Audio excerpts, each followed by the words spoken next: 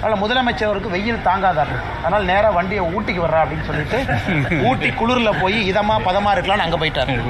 முதலாக கடந்த 4 ஆண்டுகளில் நம்ம பார்க்கிறோம். எனக்கு தெரிஞ்சு ரொம்ப நாளைக்கு பிறகு நம்முடைய பாரத பிரதமர் அவர்கள் பங்கேற்கக்கூடிய ஒரு நிகழ்வில் தமிழகத்தினுடைய முதலமைச்சர் அவர்கள் பங்கேற்காதது எங்களுக்கு உள்ளபடியே பெரிய வருத்தம்.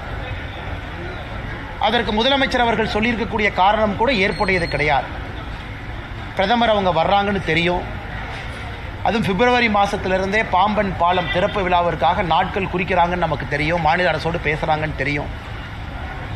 நமக்காக 8300 கோடி ரூபாய் மதிப்பு இருக்கக்கூடிய திட்டங்களை கொடுப்பதற்காக பிரதமர் இலங்கையிலிருந்து நேராக டெல்லிக்கு போகாமல் தமிழ்நாட்டுக்கு வந்திருக்கிறார்.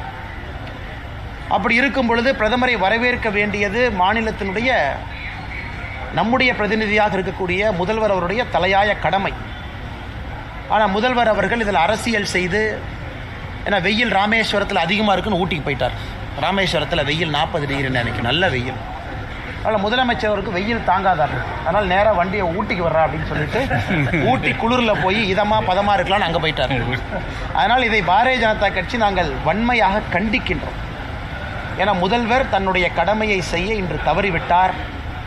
பிரதமருக்கு அவர் அந்த மரியாதையை கொடுத்துருக்கணும். நம்முடைய தமிழ்நாட்டிற்கு வந்த பிரதமர் தமிழக மக்களுக்காக இந்த பணிகளை செய்வதற்காக வந்திருக்கக்கூடிய பிரதமரை நம்முடைய முதல்வர் அவர்கள் அவமானப்படுத்தியிருக்கிறார்.